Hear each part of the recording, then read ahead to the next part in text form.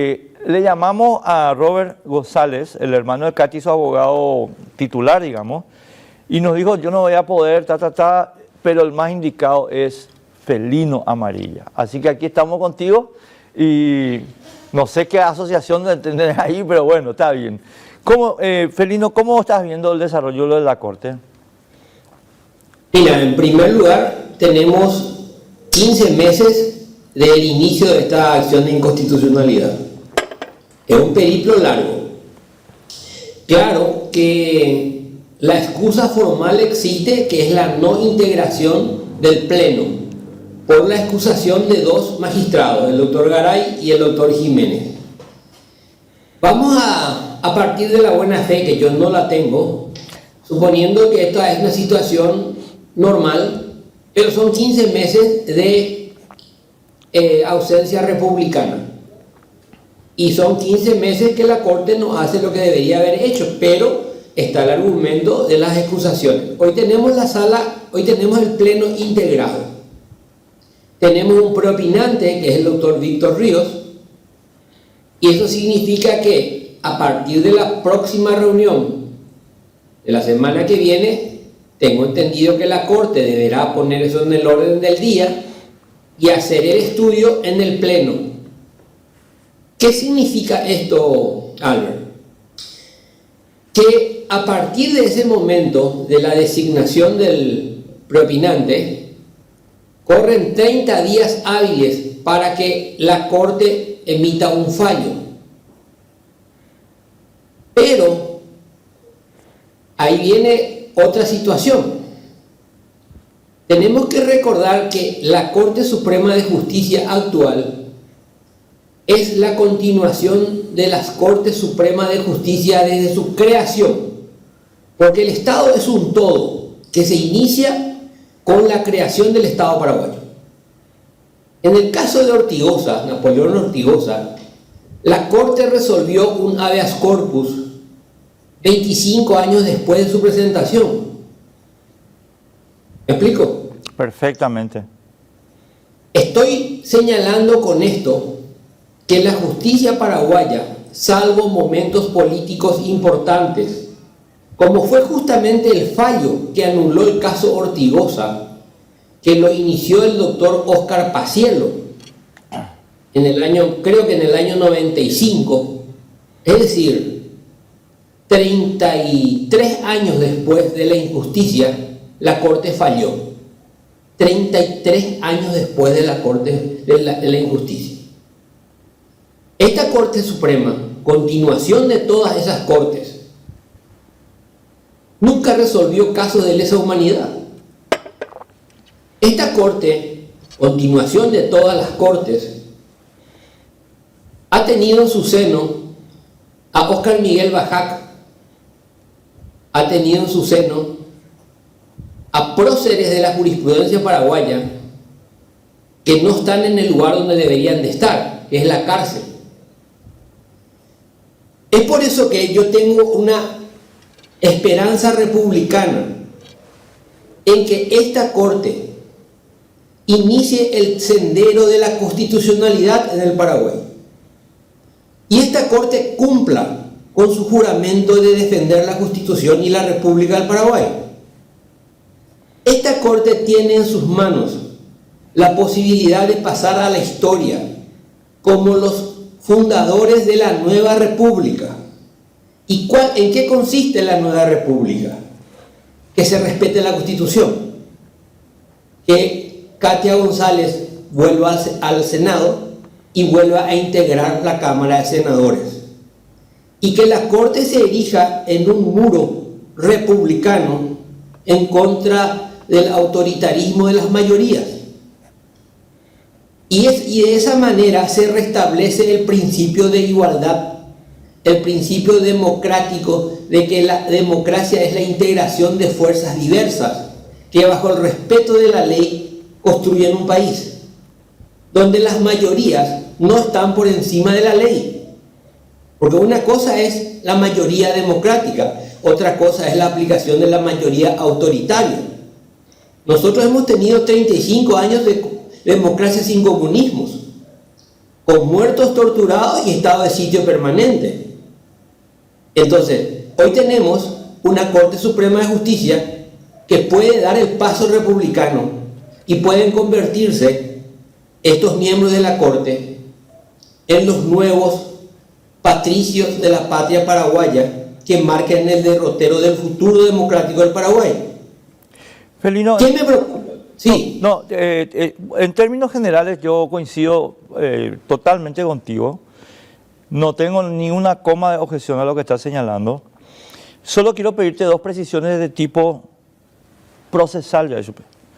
Primera, cuando, digamos, esta designación del preopinante es un sorteo, es un turno, es un ¿cómo se resuelve que el preopinante sea Víctor Ríos? Esa designación de Víctor Ríos ya ocurrió en la primera sesión audiencia de hace 15 meses. Ah. Cuando se integra, cuando Víctor Ríos es el que solicita la integración del Pleno, porque tenés que saber que la acción de inconstitucionalidad se trata en la Sala Constitucional. Así mismo. El presidente de la Sala Constitucional es el presidente de la Corte, es decir, en ese momento, o actualmente creo que era César Dícer. Eso, cuando Víctor Ríos plantea que sean los 9 miembros, se plantea el Pleno. Entonces, ese planteamiento de él surtió efecto, se integró el Pleno, razón por la cual me hace pensar a mí que Víctor Ríos ya es el propinante, porque él fue el que dio el trámite inicial. Entonces, y ahí viene otro tema interesante, Albert. Vos recordás que los fallos políticos, porque esto va a ser un fallo político, este no es un fallo jurídico, es un fallo político. 100% de acuerdo. De restablecer el principio republicano, de restablecer el principio de que el representante no puede ser excluido por 23 votos. Sí. Una persona que es votada por el pueblo paraguayo, que tuvo 100.000 votos, no puede ser excluido por 23. Así mismo. Es sencillo, es un principio fundamental. En el Brasil, las decisiones del Pleno se toman en audiencias públicas. El Brasil escucha y ve a sus miembros de Corte Suprema debatir su voto, cada uno. Sería muy saludable para la democracia y sobre todo, conociendo a varios de los integrantes de la Corte, sería muy saludable para la memoria histórica de las familias de los miembros de la Corte, que todos nosotros veamos qué dicen con respecto a esta acción desde el punto de vista jurídico y cuál es el voto de cada uno de ellos para restablecer o no el principio democrático violado por 23 votos. Otra pregunta sí. de precisión. Mira, Felino, yo acá te voy a hablar de memoria, así que puedo estar mega equivocado. Te pido disculpas de antemano porque la verdad que tenía que tener a mano lo que te voy a preguntar y no lo tengo, así que te pregunto a vos. Yo tengo entendido ahora, hasta que estoy hablando contigo, que las sesiones de la Corte sí tienen que ser públicas. Tengo entendido que las sesiones de la Corte tienen que estar filmadas, digamos, tienen que estar en un streaming. Han ocurrido cosas simpáticas, como por ejemplo en sesiones conflictivas se cortó el sonido. Creo que el doctor Benítez Riera estaba en ese momento presidiendo y hubo una cuestión de apaguen el micrófono. O sea, seamos serios. Que las sesiones administrativas sean públicas no significa que las sesiones donde cada miembro de corte fundamenta su voto sea público. ¿Me explico? Sesiones públicas para el nombramiento de jueces, sesiones públicas para designar ujieres, sesiones públicas administrativas son usuales. Yo estoy planteando la sesión pública del Pleno donde cada uno de los señores juristas defiendan ante sus pares y ante la opinión pública por qué vota a favor o en contra o por qué se abstiene de votar.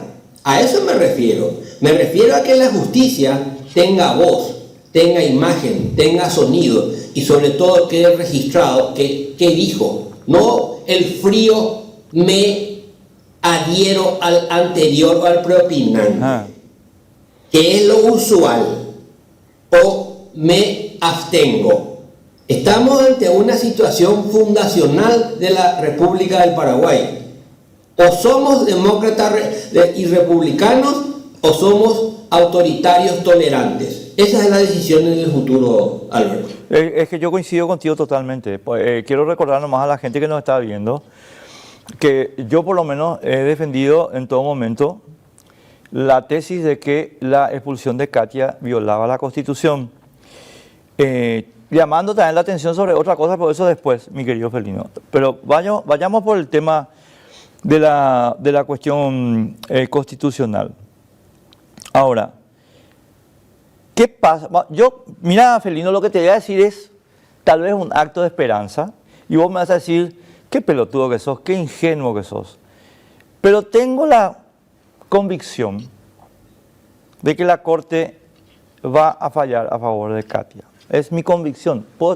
Mira, me va a venir dentro de 4 días y me vas a decir, mira, pelotudo, mira lo que viste. Bueno, pero es mi convicción ahora. Y permitime hacer una hipótesis sobre la misma. La Corte falla a favor de Katia. Nos encontramos, Felino, y tengo acá anotado porque no quería olvidarme de preguntarte esto, con un precedente que para mí es muy peligroso. El precedente Cartes-Nicanor, donde el Senado dijo, yo no cumplo la orden judicial. ¿Qué opinas? Yo te doy un precedente peor y mucho más folclórico, que es el precedente de Velázquez Ugarte, senador estronista, colorado y finalizó siendo oviedista, que por una pelea con el constitucionalista Calega Laverna nunca más pudo ingresar al Senado, al cual fue repuesto por la justicia. Y se aceptó políticamente y se festejó socialmente esa atrocidad. Me había olvidado. Se festejó socialmente la atrocidad, así como también se festejó la atrocidad de decir, sí, le robamos a Argaña en la votación. Esta sociedad paraguaya, nuestra sociedad paraguaya, la sociedad en la cual nosotros nos criamos y vivimos, como decía el profesor doctor Dionisio González Torres, tiene el ano complaciente, no deja rastros. No deja rastros. Porque le viven rompiendo el culo constitucional y siguen tan campantes. Te vuelvo a decir, 25 años tardó la Corte en resolver el habeas corpus de Ortigosa. Hace 15 meses que Katia está en el limbo jurídico. Y ahora vos te preocupás por lo que pueda resolver Bachi y sus atláteres. Acá lo que hay que plantear es la contradicción entre república o tiranía. Es que yo coincido contigo. Lo que digo nomás y ese acto lo tiene que hacer la Corte. La Corte no tiene que interpretar los vientos de la Avenida España o el viento norte de Miami. Esa no es la función de la Corte. La Corte tiene que aplicar la ley. La Corte tiene que aplicar la ley. Esa aplicación de la Corte, conteste con la ley y la Constitución, va a establecer que el poder legítimo radica en la Corte Suprema de Justicia. La Corte Suprema de Justicia, al ser el órgano que cumple con la Constitución, va a ser violentado por otro poder del Estado que va a ser el legislativo mayoritario, donde 23 sumisos integrantes de la bancada cartista van a decir no. Y se va a plantear una crisis política, donde la Corte debería simplemente recorrer el archivo del Monseñor Rolón y sacar ese famoso discurso del árbol seco y leerle eso, pero desde el pleno de la Corte, porque este país necesita esta confrontación, constitución o barbarie, y eso lo tiene que hacer la Corte. A mí no me importa lo que diga Bachi. ¿Qué importancia tuvo Calé y Velázquez Ugarte? ¿Qué importancia tiene en la historia del Paraguay Calé, Velázquez Ugarte, Lino Oviedo? Hasta el propio Argaña. ¿Quién mató a Argaña? ¿Se preocupó la justicia en averiguar quién mató a Argaña? No. ¿Por qué? Porque hay un pacto de corrupción cómplice de la sociedad con los factores políticos. Y ese pacto de la corrupción, ese pacto de una sociedad de ano complaciente, que hoy está entrando en crisis, no por la violación de la Constitución, porque la mafia hoy está matando en Asunción. Cuando la bomba sea frente a un colegio y cuando por una cuestión de azar, una bala perdida, por desgracia mate a un niño, hijo de algún importante miembro del gabinete, ahí quiero preguntarle a esa víctima si él no fue parte de que eso ocurra, porque permitió que la ley sea violada por el poderoso, por el narcotraficante, por el que tiene plata o por el que tiene 23 votos. Ese es el tema. Estamos defendiendo la República. 9 miembros de la Corte tienen la posibilidad de ser los nuevos fundadores de la República del Paraguay. Lo que venga después va a ser el enfrentamiento entre la ley y la barbarie. Los 23 que van a decir acá no entra Katia, esos son los bárbaros, esos son los miembros del cártel de la política, esos son los miembros de las bandas paramilitares del narcotráfico, esos son los lavadores de dinero en bancos públicos, esos son los 23 que van a decirle no a la Constitución. Y espero que ahí la sociedad reaccione. Lo que pasa, porque Felino, una cosita nomás ahí. Yo tengo contigo una coincidencia filosófica profunda en un aspecto que me importa mucho subrayar por mí mismo, ¿verdad? Aparte de todo lo que vos estás diciendo. Vos sabés, Felino, que yo llevo 23 años en medios audiovisuales, digamos.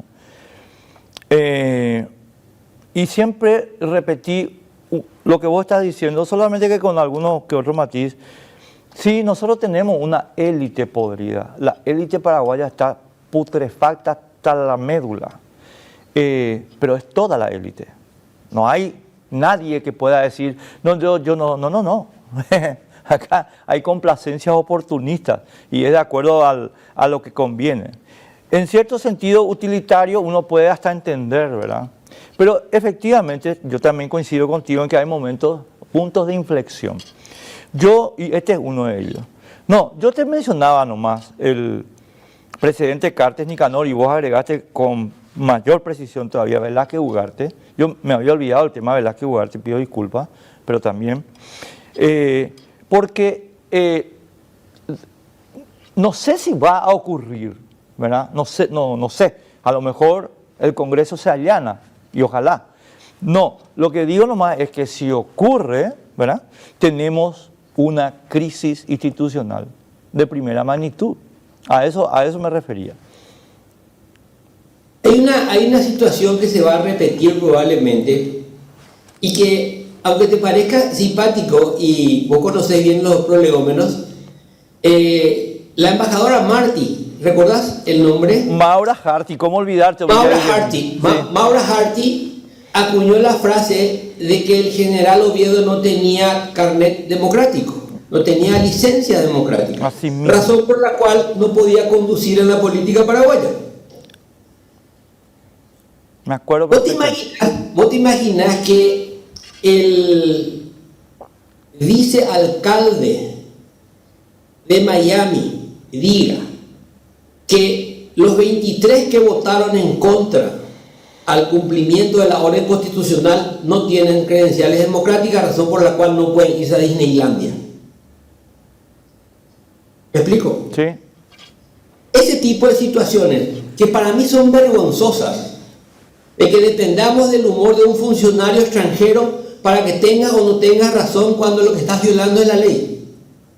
Acá hay situaciones que traen aparejada la misma respuesta en otro ámbito.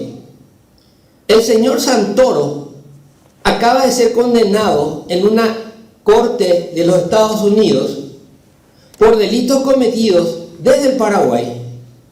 Y en el Paraguay, el fiscal Lorenzo Lescano, que sigue siendo fiscal,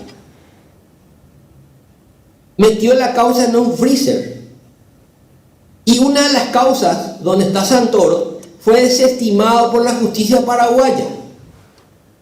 Yo pregunto, si en la semana que viene llega un exhorto americano de la Corte de New York o de donde fuera, ordenando la remisión de antecedentes del caso A, del caso B o del caso C, ¿qué papelón va a responder la Fiscalía en primer lugar, Lorenzo Lescano en segundo lugar, Emiliano Rolón en tercer lugar y la Corte Suprema de Justicia, cuyos 2 miembros integran el jurado de enjuiciamiento de magistrados que le liberó a Lorenzo Lescano?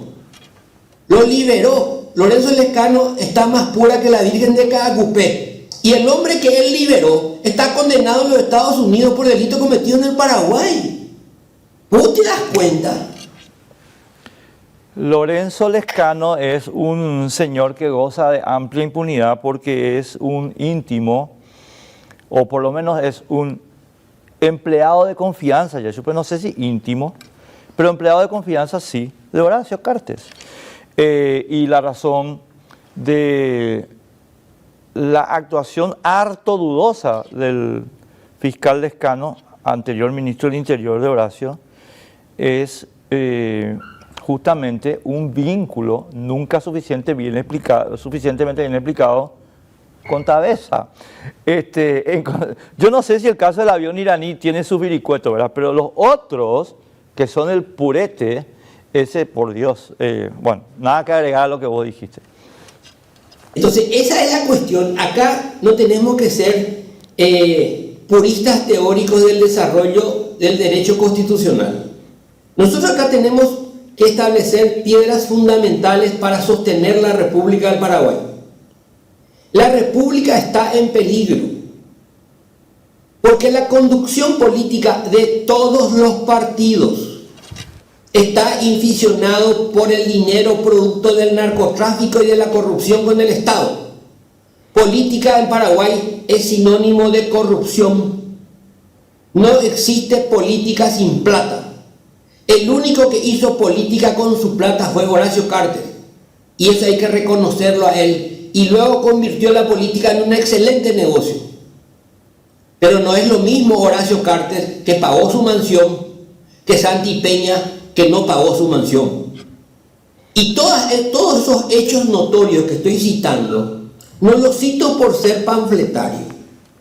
Son hechos notorios que reflejan la comisión de delitos, de enriquecimiento ilícito y de administración del Estado en provecho propio.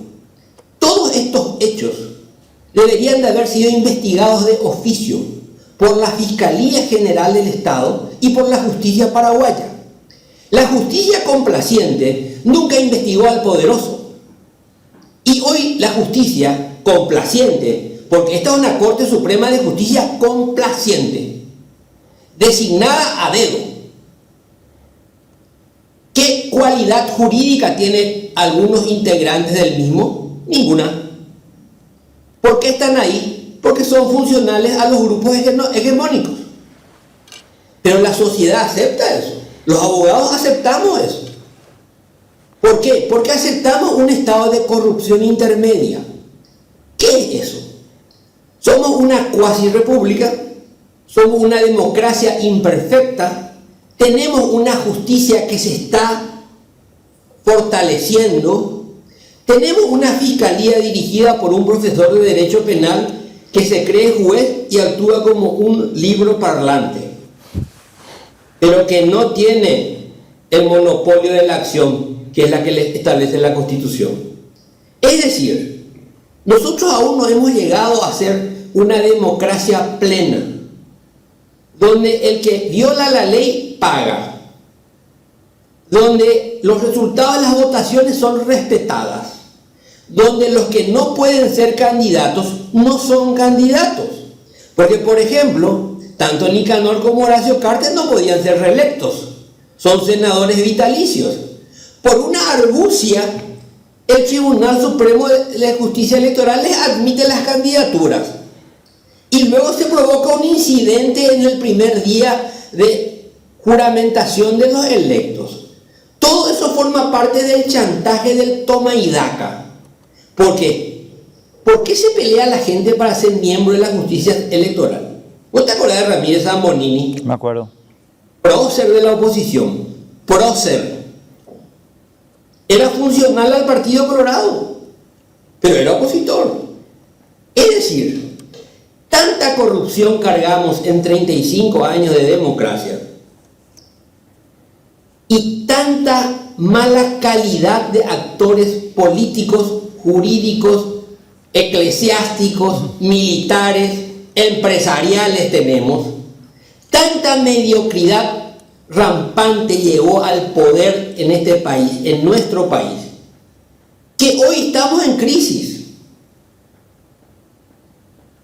El PCC y el Comando Vermelho y la mafia paraguaya, que hoy está en Asunción, ya no está en Pedro Juan.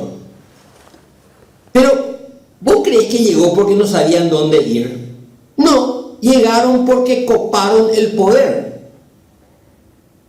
¿Por qué está muerto Eulalio Lalo Gómez, diputado colorado, asesinado en su casa, en su dormitorio, por la policía paraguaya?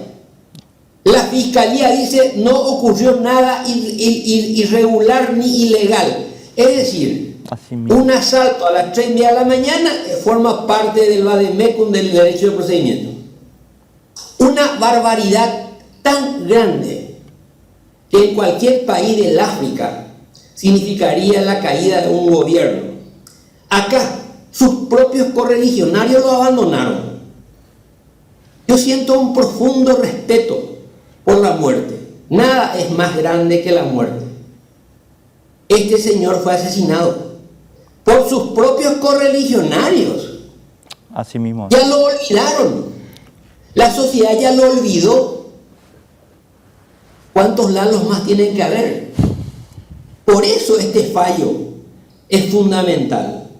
Por eso los 9 de la Corte, la banda de los 9 de la Corte, pueden firmar con esa sentencia una nueva acta de fundación de la República del Paraguay. Porque lo que venga después va a ser simplemente o la mafia se adecua y se empieza a entender que hay límites y la banda de los 23 la aceptan y plantean un viejo adagio francés que dice: ¿qué es la dictadura? Fermé la bouche, cerrá la boca. ¿Y qué es la democracia? Dejá que hablen. Si tenés la mayoría, ¿qué te importa que Katy hable 26 horas al día? Deja que hable. Totalmente de acuerdo. Deja que hable. 100%.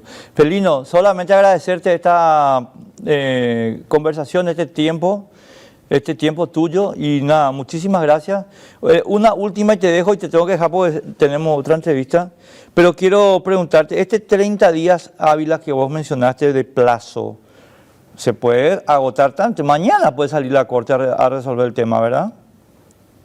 Yo creo que es importante el formato, el cumplimiento del plazo. ¿Por qué? Supongamos que tengamos suerte y el Pleno se integre y cada miembro del Pleno se explaye sobre su voto.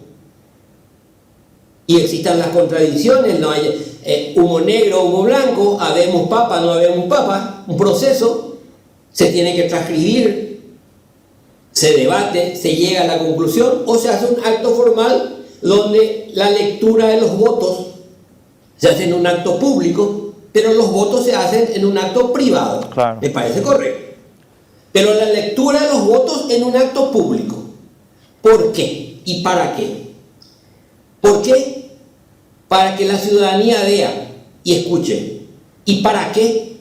Para que la Corte se erija, a pesar de todos los pesares de sus orígenes y de sus errores, se erija en la nueva piedra angular de la República.